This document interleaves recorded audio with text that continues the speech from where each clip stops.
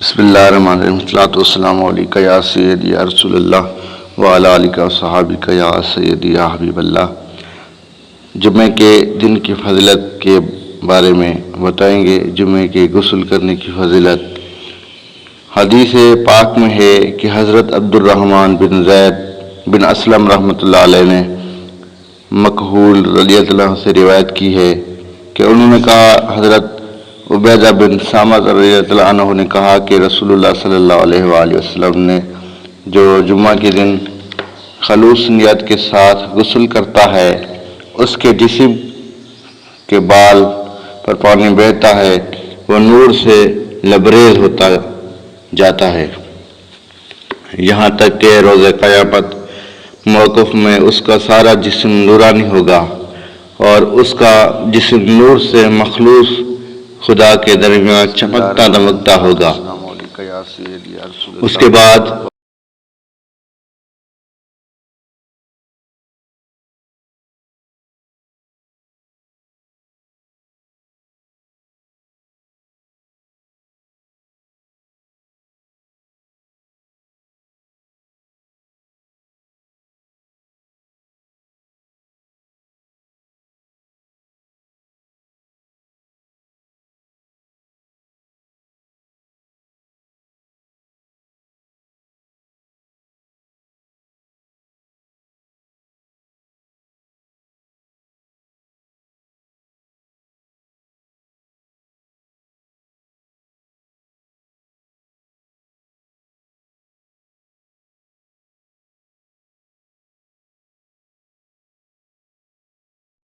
بسم اللہ الرحمن الرحیم، الصلاۃ والسلام علیکہ یا سیدی یا رسول اللہ وعلی آلہ و صحابہ یا سیدی یا حبیب اللہ۔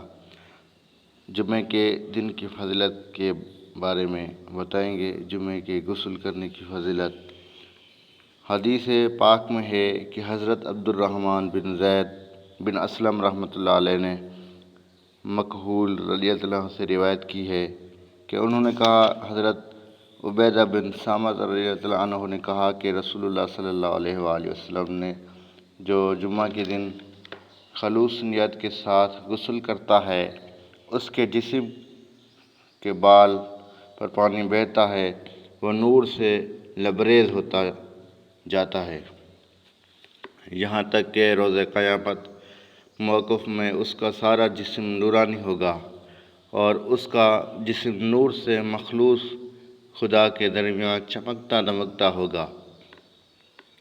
اس کے بعد روزہ جمعہ آدمی کی صورت میں آئے گا اور اس کے سر پر جنت کا تاج رکھے گا اور کہے گا، السلام علیکہ، وہ کہے گا، وعلیکم السلام، تم کون ہو؟ وہ کہے گا، میں روزہ جمعہ ہوں، جس کے دن غسل کرتے اور جمعہ کے نماز پڑھتے تھے اور اس کی عبادت خوب احسن طریقے سے ادا کرتے تھے۔ میں آیا ہوں کہ تمہارے حق میں اپنے رب کی حضور گواہی دوں، تو وہ بارگاہ الہی میں گواہی دے گا اور وہ جنت میں داخل ہو جائے گا۔ اور جس نے جمعہ کے دن غسل کیا اور کپڑے پہنے اور اپنے گھر کے دروازے سے جمعہ پڑھنے کے لیے چلا، تو اللہ جل جلالہ اس کے ہر قدم پر 1 سال کے روز قیام شب کی عبادت لکھتا ہے، اور جب مسجد میں داخل ہو کر لغو بات نہیں کرتا اور کسی سے اچھی بات کے سوا کلام نہیں کرتا، تو اللہ عز و جل اس کے لیے اس مسجد میں تمام نماز پڑھنے والوں کے برابر 25 نمازوں کی نیکیاں لکھتا ہے، یہاں تک کہ اس شخص کے برابر بھی جو سب سے آخر میں مسجد میں داخل ہوا اور وہ نماز جمعہ پڑھے، اور جس نے جمعہ کے دن سورہ قاف کو 2 رکعتوں میں پڑھا، اللہ تعالیٰ نے اس مسجد سے جس میں اس نے نماز جمعہ پڑھی، اس مسجد تک جو مکہ معظمہ میں ہے، ایک مینارہ نور کا روشن کرے گا۔ وہ مینارہ فرشتوں سے بھرا ہوگا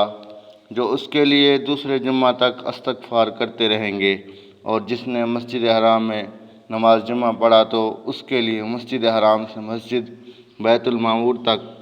جو آسمان میں ہے نور کا مینارہ روشن کرے گا۔ اس مینارے میں روشن فرشتے ہوں گے جو اس کے لیے دوسرے جمعہ تک استغفار کرتے رہیں گے۔ اور جس نے جمعہ کے دن امام کے ممبر کی طرف جانے سے پہلے 4 رکعتیں پڑھی اور ہر رکعت میں 1 مرتبہ الحمد شریف اور دوسری میں 50 مرتبہ قل هو اللہ احد گویا سورہ اخلاص، 4 رکعتوں میں 2 مرتبہ قل هو اللہ احد پڑھی تو اس نے جمعہ کا وہ حق ادا کیا جو فرشتے ادا کرتے ہیں۔ وہ دنیا سے اس حال میں جائے گا کہ وہ جنت میں اپنے گھر کو دیکھ لے گا۔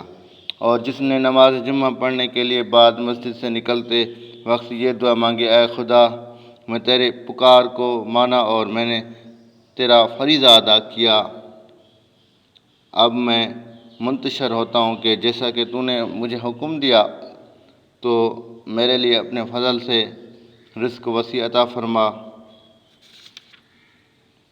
جیسا کہ تو نے اپنی کتاب میں فرمایا اذا نودی للصلاۃ من یوم الجمعہ تے، اور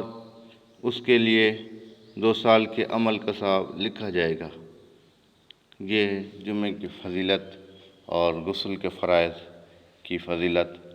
جن کو یہ میری بات سمجھ آئی اور میرے چینل کو سبسکرائب کرے اور بیل کو دبائے۔ شکریہ، السلام علیکم۔